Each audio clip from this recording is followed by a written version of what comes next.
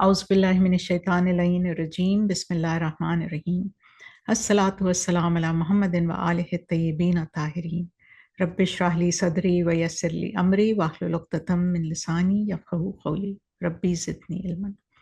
So, assalamu alaikum everyone. Today we're going to be talking about the harder turning. And the verse we're going to be discussing today is from chapter 42, verse 40. So, this is where Allah gives a wronged person, somebody who has been done wrong to, the right to defend their rights in proportion to the harm done. So the verse says, and the recompense for evil is punishment like it. وَجَزَاءٌ سَيِّئَةٍ سَيِّئَةٌ. So, evil with the like of it. But it goes on to say, whoever forgives and amends, two words, right? Afa wa aslaha. He shall have his reward from Allah. Surely he does not love the unjust. So, a couple of things about this verse, right? That in Islam, we are not meant to harm anyone, we're not meant to oppress anyone, and we are not meant to sit and take oppression.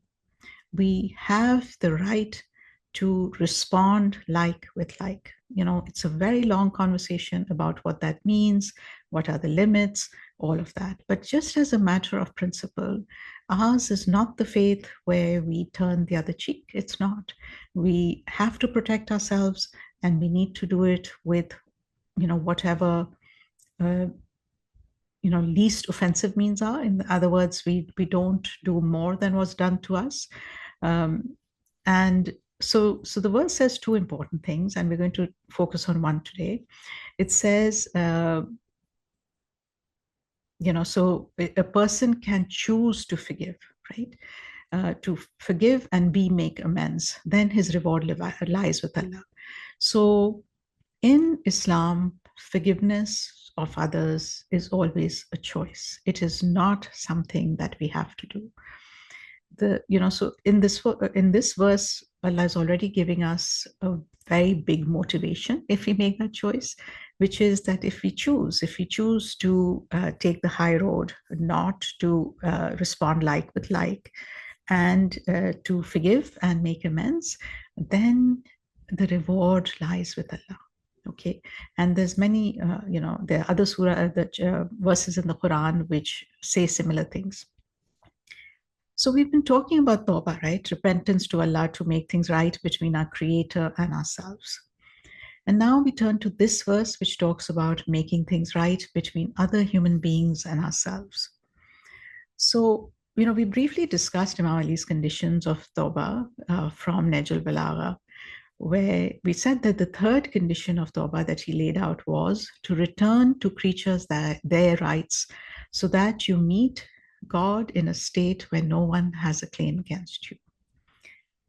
And this condition appears in the middle of the list, after the interior work of remorse and resolution, but before the obligations to the Creator are fully addressed.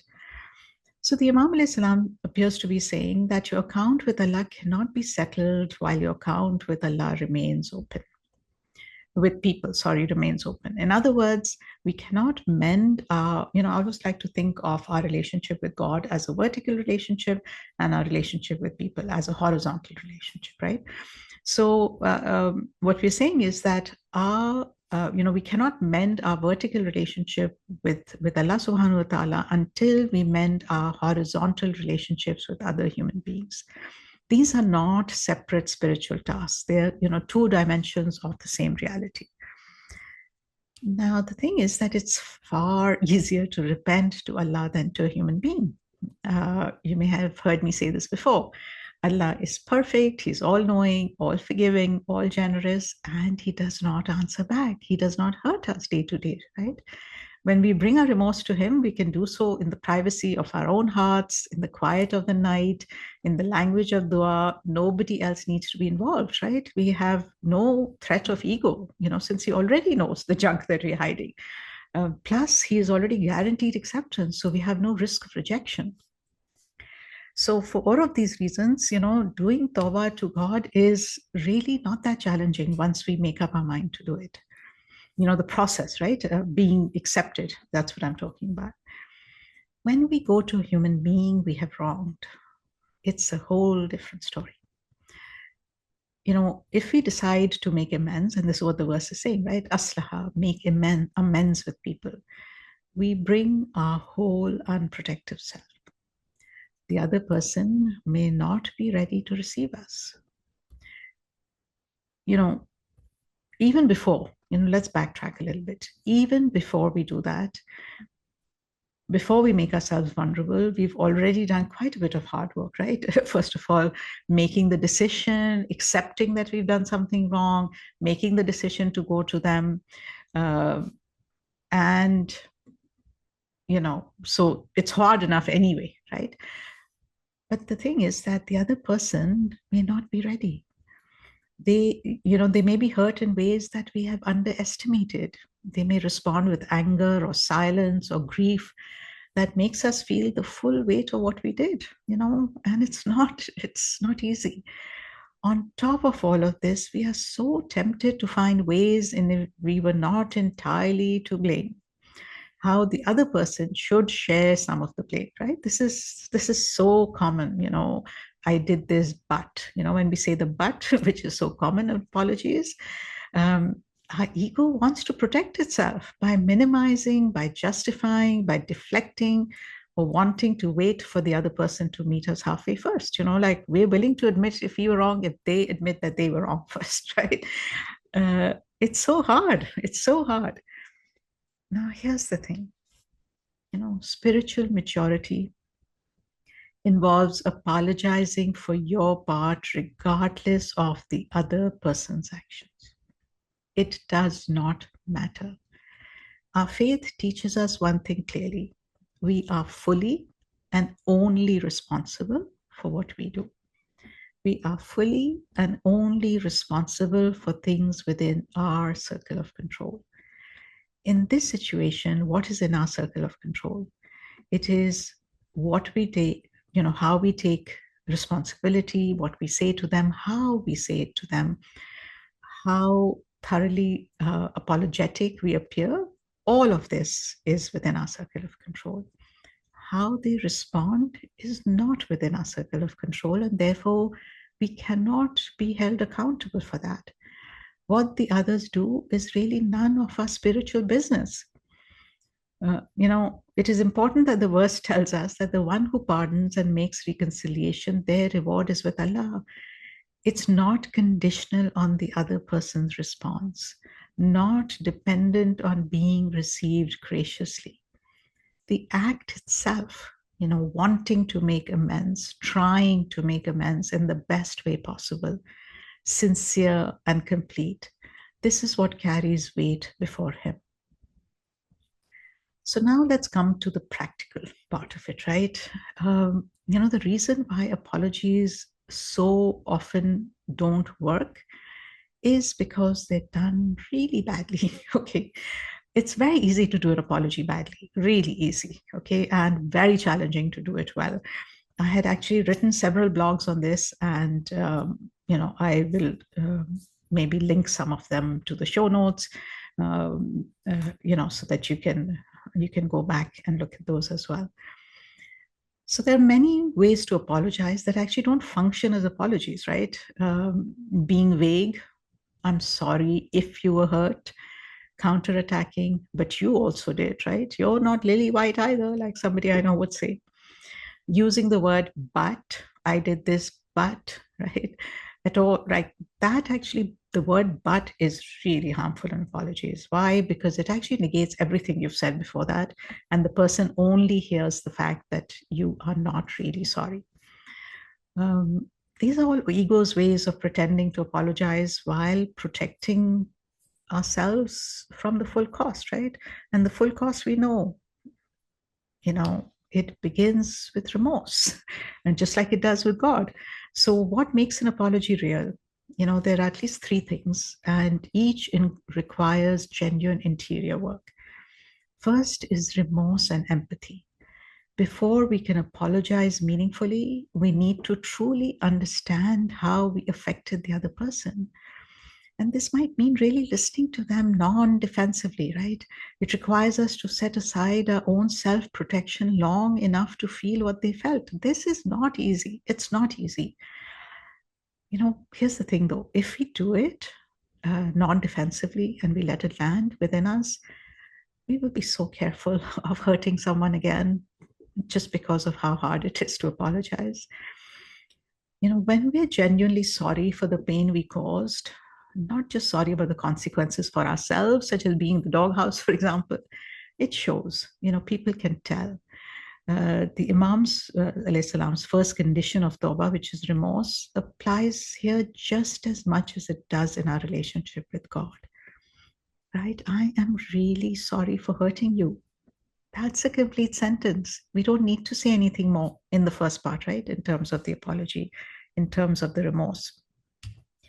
Taking responsibility is the second part, right? Not partial responsibility, not responsibility with an asterisk, but you did too. Owning our part in the harm caused without reaching for the other person's behavior to cushion our accountability, right? When I say not partial responsibility for the thing that you are part of, so two people obviously can play their role in anything. So for your part, what you did, take full responsibility, right? It may not be full responsibility for the entire mess that was created, but full responsibility for your part.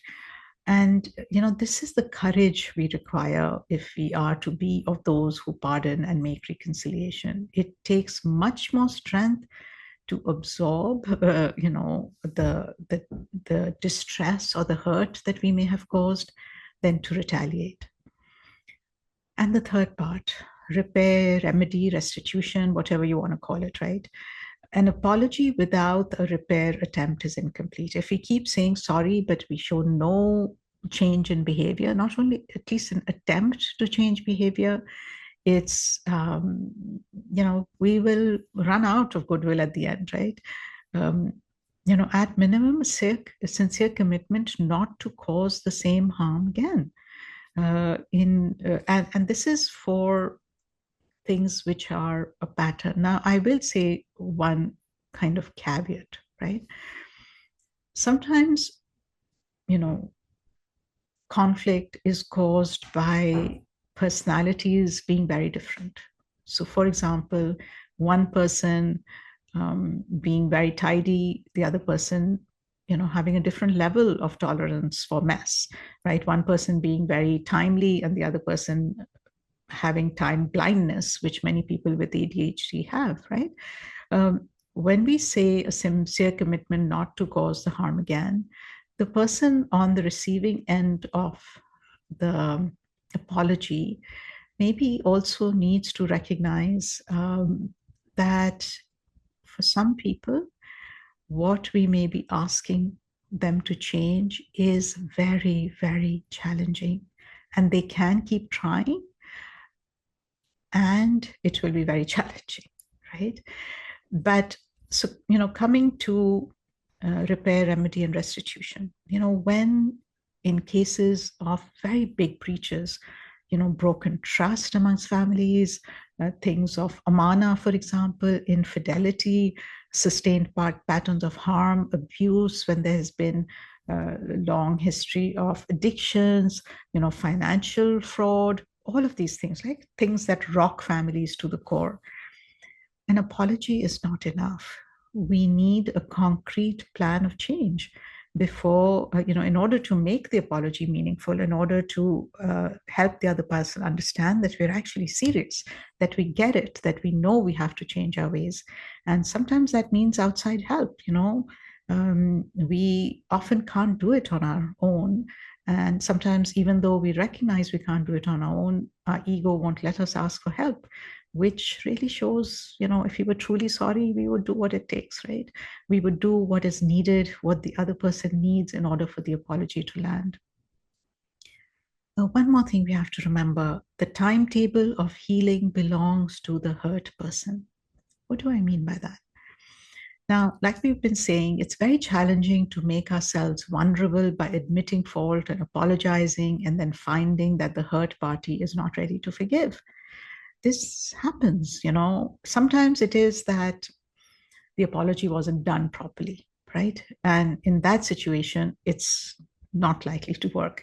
So we need to make sure that we are apologizing in a way that is non-defensive, that takes care of the three aspects of apology, all of that. Even if we've done our best, and even if we are truly remorseful, we need to remind ourselves that we are dealing with imperfect human beings, not the all-forgiving. Their hurt may still be raw to an extent that we have not appreciated. We cannot demand forgiveness. Just because we've done the inner work, we've decided it's now time to ask for forgiveness, it does not mean that we have the right to be forgiven. We can only make best efforts and pray for Allah subhanahu wa ta'ala to soften their hearts towards us. A truly remorseful person, it's hard, but he accepts this without resentment, that it will take time. The hurt party may need to see a change in behavior, a sustained change in behavior before they're ready to forgive.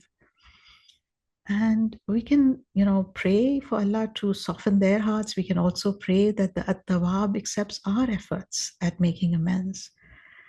And this is really challenging stuff, right? And what better time than now?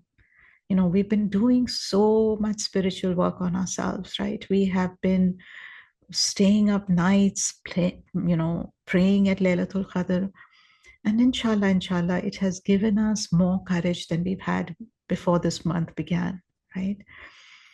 And also, when we're talking about this, it just makes me so much more grateful that Allah subhanahu wa ta'ala accepts such clumsy efforts and He doesn't hold on to grudges, and it makes us fall in love with Him all the more, right? And we still need to make our efforts with people around us.